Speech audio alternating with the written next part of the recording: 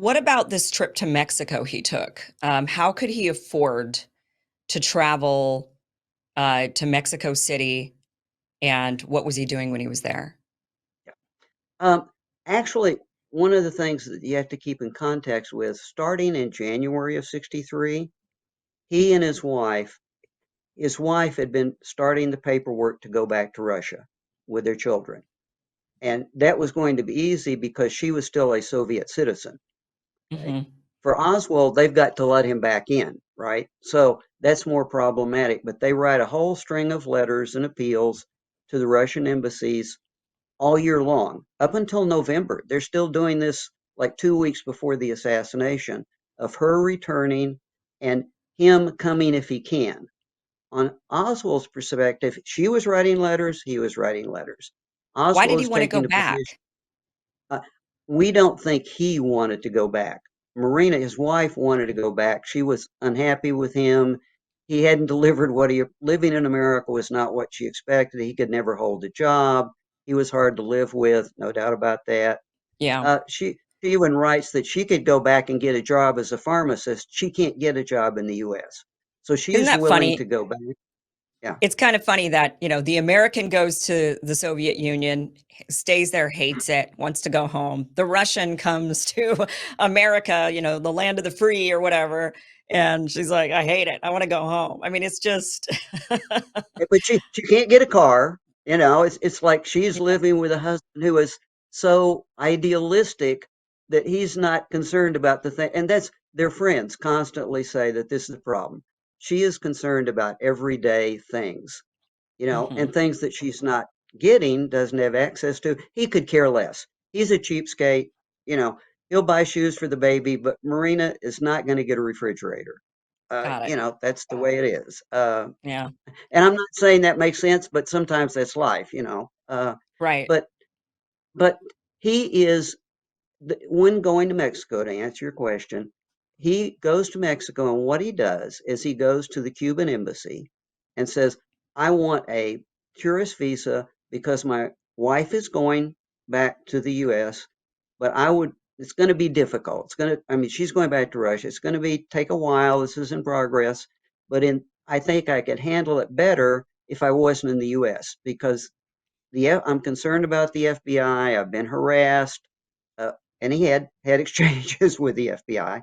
Uh, I would like to handle this from inside Cuba, and I would like to go to Cuba.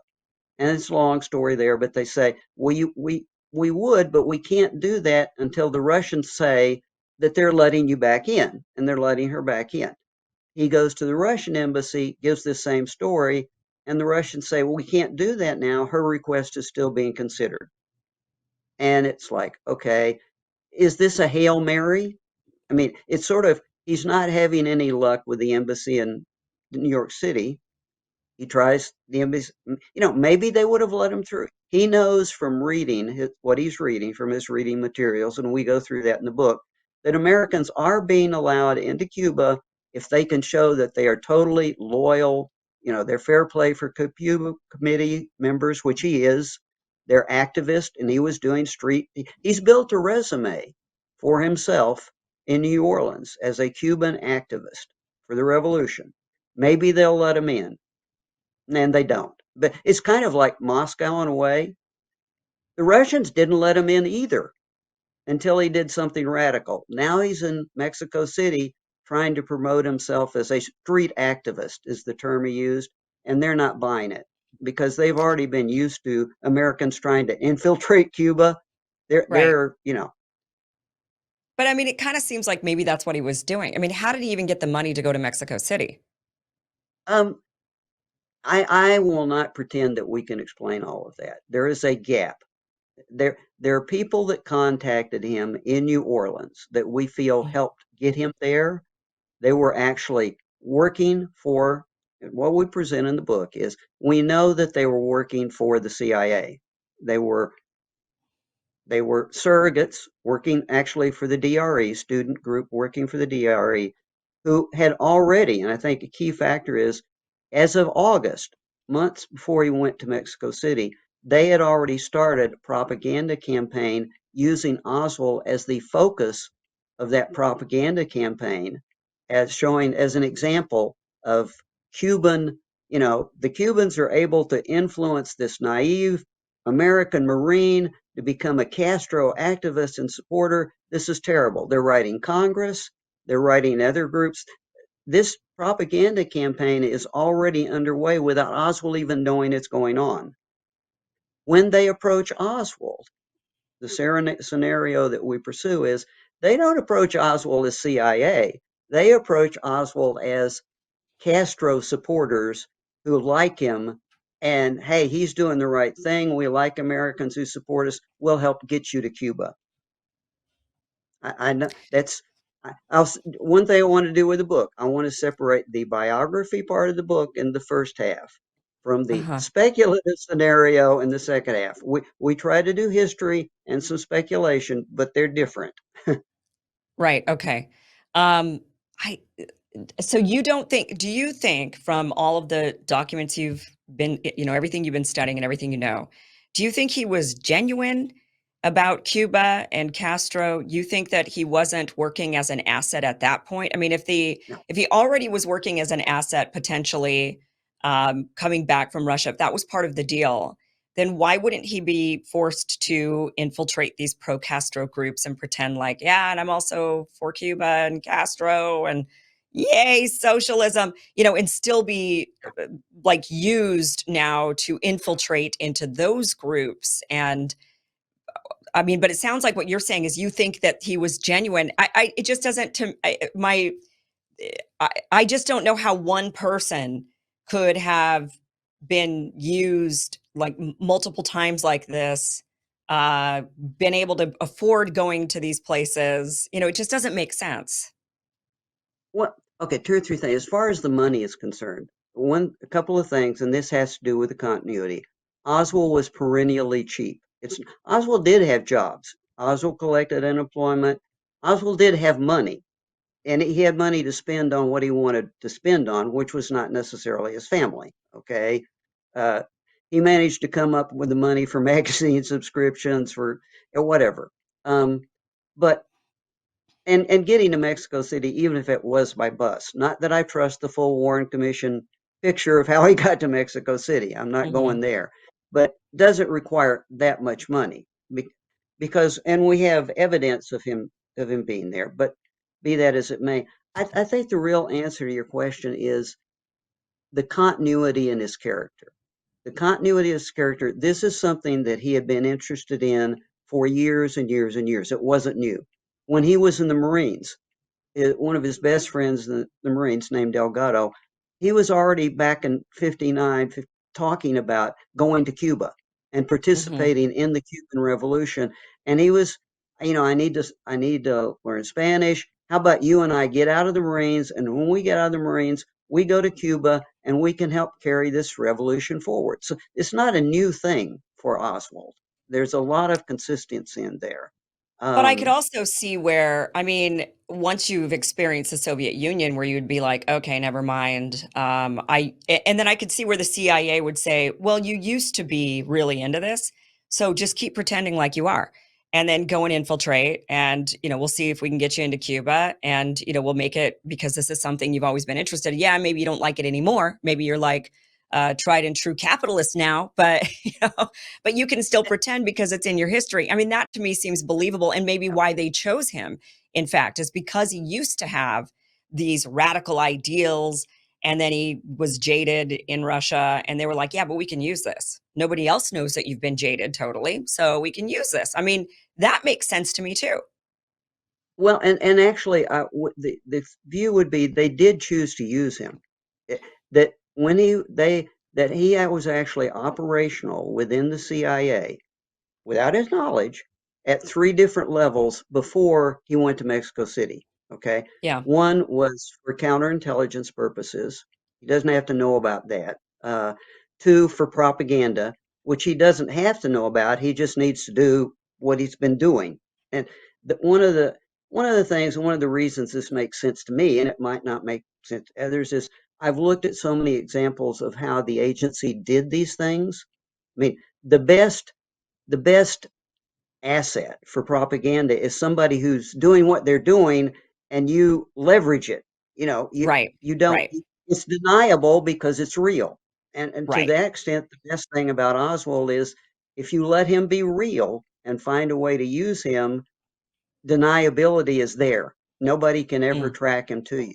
The other thing is we know from the documents that have been released that they were already had several operations in place to infiltrate Cuba through Mexico.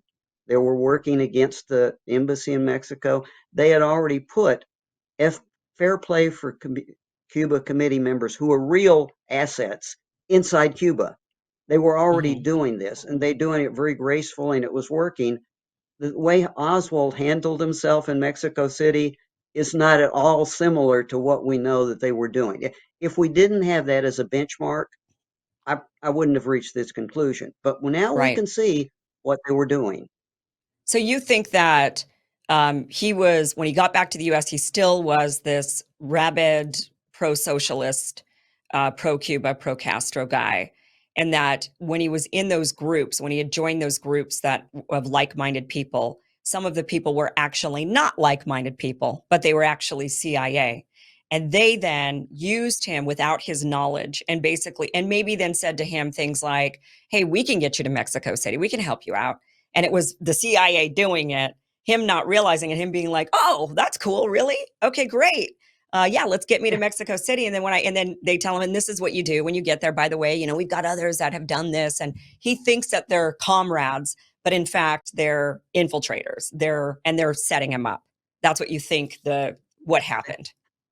That's well said. That's absolutely it. Okay. And they even show him, they take him to the airport that week of the assassination, and they have him watch from a car them rent a plane to fly him out of Dallas.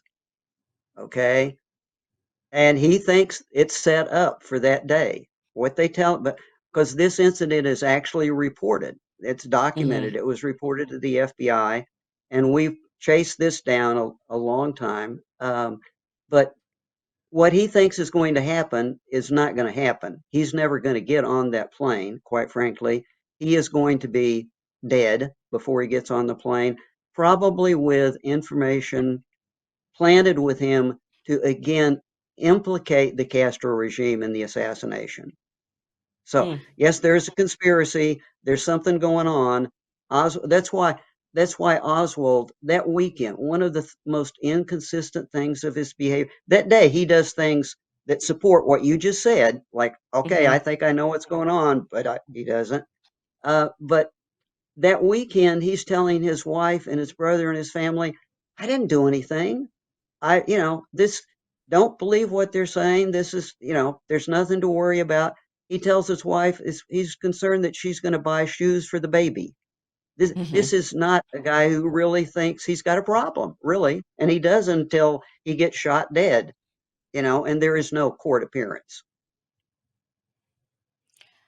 Okay, so let's just back up for a second. So in September of '63, he's in Mexico City. How long was he in Mexico City trying to petition So what exactly was he trying to get to Cuba, or was he trying to get to the Soviet Union? I guess I'm a little He was there confused on for that. three. He was there for 3 days. The first place he appears is at the Cuban consulate, embassy, and consulate, and he Hmm. he tells them he wants a tourist visa because he wants to be in Cuba while his arrangements are made to take his family back to Russia.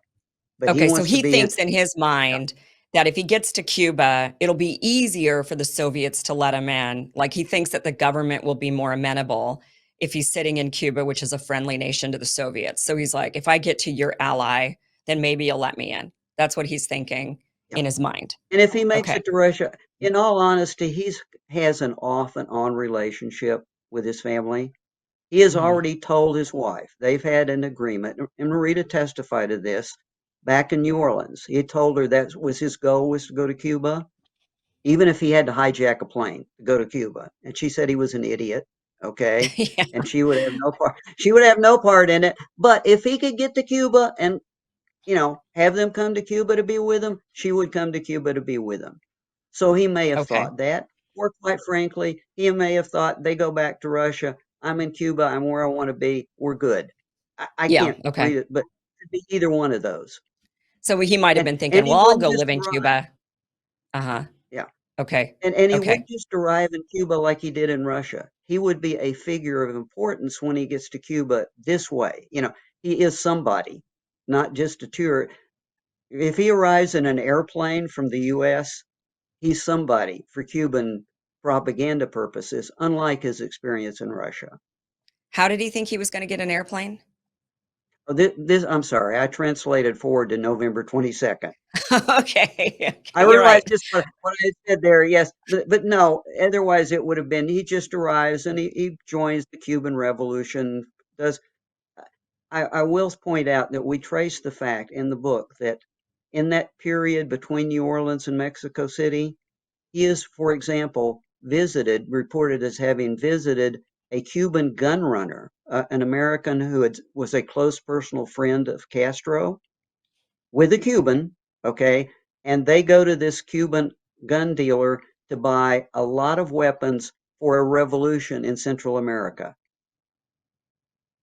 So our position is on his way, he's already been set up by these anti Castro Cubans who are pretending to be real Cuban revolutionaries. He thinks he's going to be something Uh-huh. when all is said and done. So you're thinking these CIA assets really were setting him up. I mean, they were, because this is also fantastical. I mean, it's like, how does a guy go and live in Russia and then he's able to come back? The State Department gives him some money.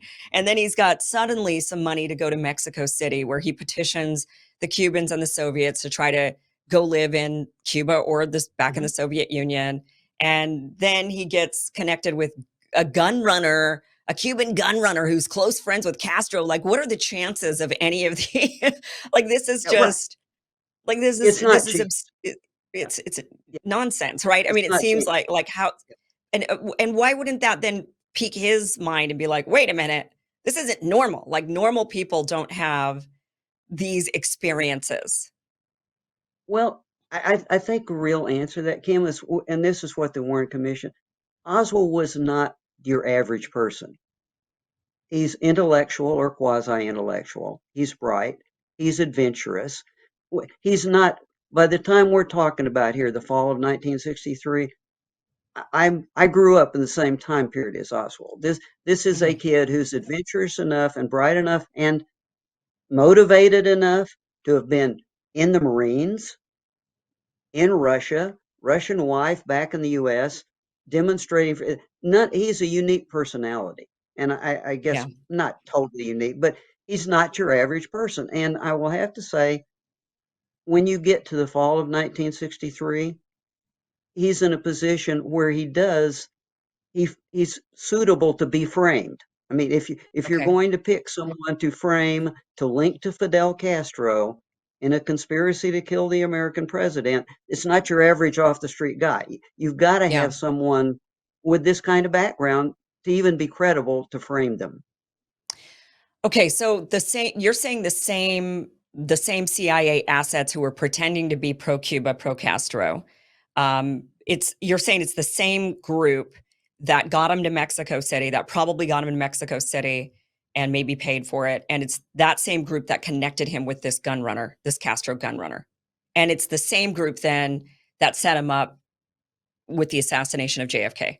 And it's just this one Right. group of Cubans, and they were Cuban Americans. They were Cubans. Is Uh, that what you're saying? the way the names that we surface and that we bring up, this is a group of people, some CIA operational people out of Miami Station who have been working with these same guys to try to kill Fidel Castro for 3 years. I mean, Okay. they are firm, committed anti-Castro. They've been risking their lives for 3 years to kill Fidel Castro and change the Cuban regime and go home. Okay, Yeah. So, and but these suddenly, are, you know, but they were pretending to be pro Castro, but they were trying to kill correct, him. Hmm. correct. Okay. And these are Cubans. That was easy. Yes, it Yeah. is. Yeah. Okay. Okay. So he's connected with these Cubans. So why would they kill JFK? I mean, and so with, I mean, I understand them wanting to kill Castro. That makes sense to me. Um, they've got this guy Oswald. They're thinking they can. I mean, do you think that? So this is where it gets. I mean, why didn't any of if these people knew that they were that they were setting this guy up? Wouldn't some? I mean, are they all dead now? Did they all get killed too? I mean, where? Why wouldn't they have No, said something later on like, "Hey, yeah, we were part of the conspiracy," or you know what I mean? Like somebody would have talked, right? I don't. I know that's the yeah. name of your Oh book. darn. Is Oh yeah, that? and they did actually. It's just one of the things is they did talk to, in some cases, spouses, lawyers, close friends. I mean, we do have a record from that side of the track, and I have talked secondhand. They were happy about what they had done. They considered this a patriotic act. Uh, they considered even the CIA officers involved considered JFK to be a traitor. Okay. This is a nasty conspiracy. And as to your question of why, which I wouldn't have written this Oswald book if I hadn't written Tipping Point first. Tipping Point was the answer to your question. How could this happen? What triggered it? And what triggered it was that these people were told that JFK was beginning negotiations with Castro that would leave Cuba neutral, get Russia out, Cuba would be neutral, and the Castro regime would be there forever. And they were essentially told, he has betrayed you again. He betrayed you at the Bay of Pigs. He betrayed you during the Cuban Missile Crisis. You've been led to believe that he really wanted to do away with Castro. You've been trying to kill the guy for 3 years now. And now he is sending people to negotiate a deal with Castro. That's it. Interesting. And So you you think it was either do all it, because of Cuba? yeah. It was Cuba. Huh. And that's the documents have clearly shown that these people were told this story, as a matter of fact, and essentially told if the negotiations with Castro were to begin in November 1963, and they were told that if they don't do it now, you're not going home. Again, I didn't say it was pretty, but that's I think what it was. Thanks for watching this clip from the full Kim Iverson show. If you want to watch the full show, visit KimIversonShow.com. The show airs every Monday through Friday at 5 p.m. Pacific, 8 p.m. Eastern. Again, KimIversonShow.com. See you there.